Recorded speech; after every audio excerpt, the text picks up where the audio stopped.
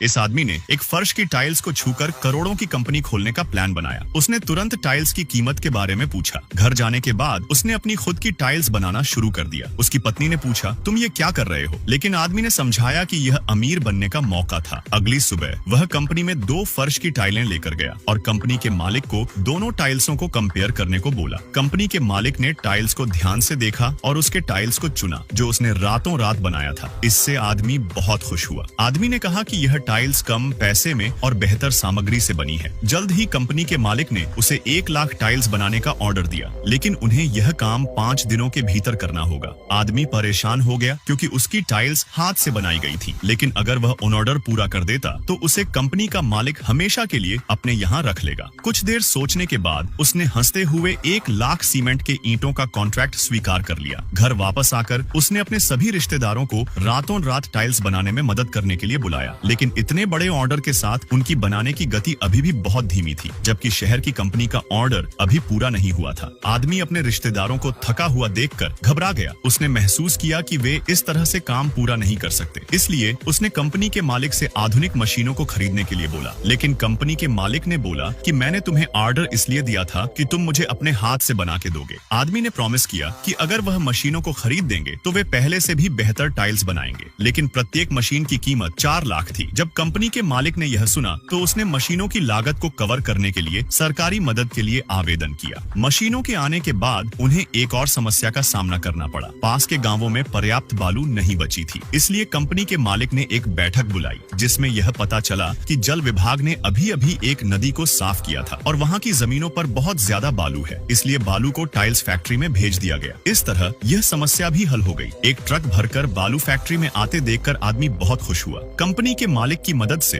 उसका tiles factory और बड़ा हो गया। कुछ साल बाद नेताओं ने उसे पुरस्कार दी, लेकिन आदमी ने कंपनी के मालिक को एक उपहार दिया। जब उसने इसे खोला तो उसका चेहरा तुरंत बदल गया, क्योंकि उसमें ढेर सारे पैसे